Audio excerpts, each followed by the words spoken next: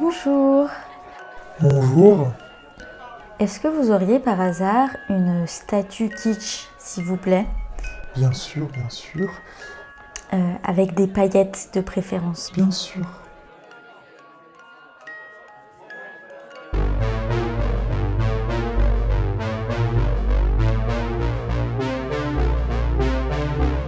Pour adorer Dieu, préférez des couleurs flashy, des poses théâtrales, du rouge aux joues et des fleurs partout. La piété est souvent kitsch. Ça ne date pas d'hier. Ça date d'environ 150 ans, à en croire les consciences catholiques qui fulminent, à juste titre, contre le kitsch dans l'art religieux. Huysmans, C'est à Lourdes une telle pléthore de bassesse, une telle hémorragie de mauvais goût que forcément l'idée d'une intervention du très bas s'impose. Pour organiser la piété populaire ou remplir les églises, une véritable industrie s'est développée dans le courant du XIXe siècle.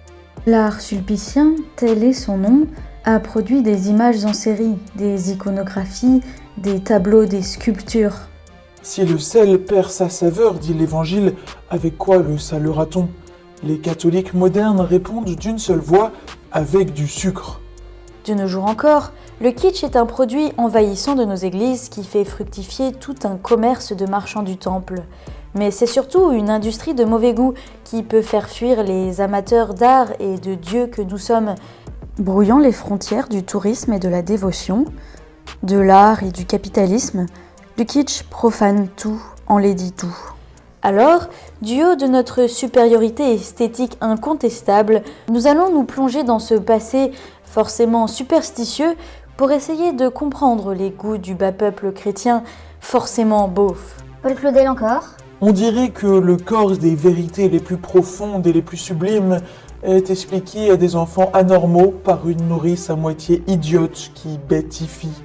Bébé faire dodo, Tati va y mettre ses yéyés. Il y aura du bon sucre. Comment est-ce possible que la piété des hommes qui visent la lumière et la beauté de Dieu entretiennent un art bête et affreux? Mais tout d'abord, c'est quoi le kitsch? Une œuvre kitsch, pour faire simple, c'est une œuvre qui veut être belle, mais en fait c'est moche. Comment ça se fait? C'est que, pour plagier Milan Kundera, un écrivain tchèque et français, le kitsch témoigne d'un accord catégorique avec l'être. Autrement dit, une œuvre kitsch veut représenter un monde parfait, des personnages héroïques, des aventures idéales, mais ça jure avec le monde qui n'est pas parfait, qui est plein de merde comme dit Kundera, qui est plein de tartines qui tombent du côté de la confiture et de guerres meurtrières. Et pourquoi ça existe le kitsch?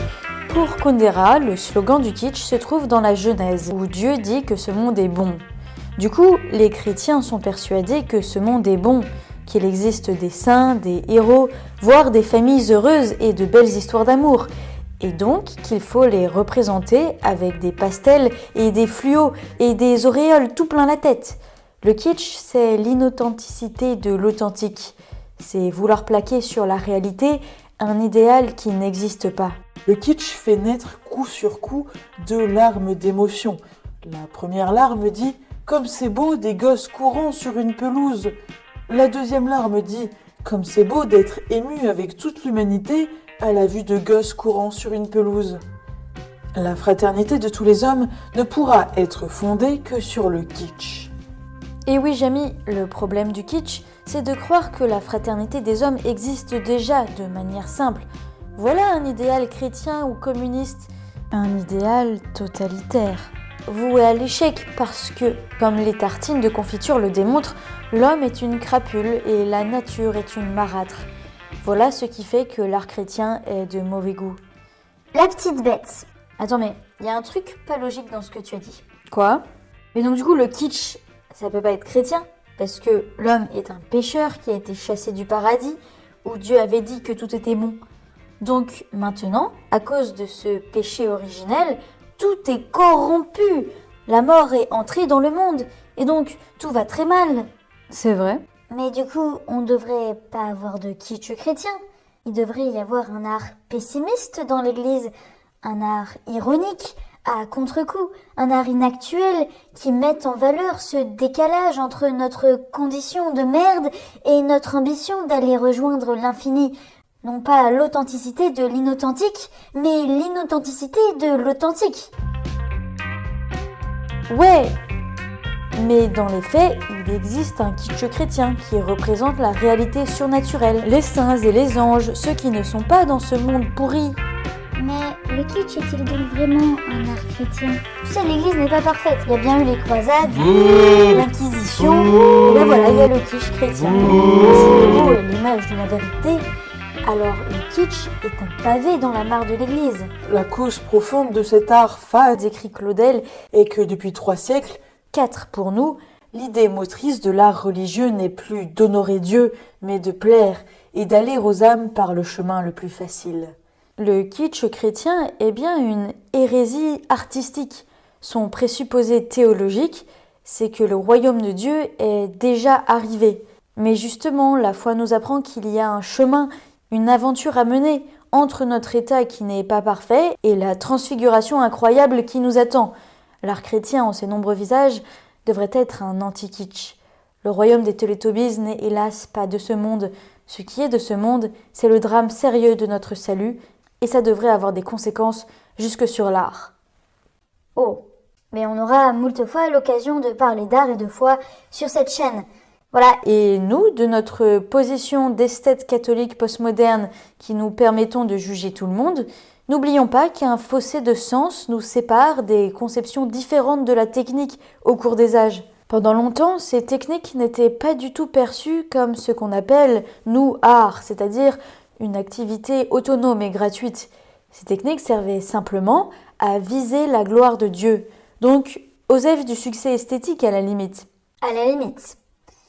Conclusion générale, des générations de gens ont prié devant des objets de piété moches et ils s'en battaient les renoncules de savoir si ça ne rentrait pas dans les canons de leur époque ou de la nôtre. Il ne faudrait pas passer à côté du plus important dans cette histoire. Dieu parle avec chacun, même à partir des médias, images ou représentations les plus claquées au sol. Il en a décidément rien à cirer de notre conception archi-sophistiquée du style. Il a bien accepté la pauvreté matérielle de son temps pour naître dans l'endroit le plus pouilleux de son peuple. Alors il doit voir d'un même œil la pauvreté esthétique de notre temps. Aussi, je nous accorde un droit d'indignation perpétuelle sur la laideur pieuse. Mais nous ferons mieux d'arrêter de voir la petite bête dans la paille argentée de l'œil d'autrui quand il y a une poutre de Notre-Dame dans notre œil. Amen.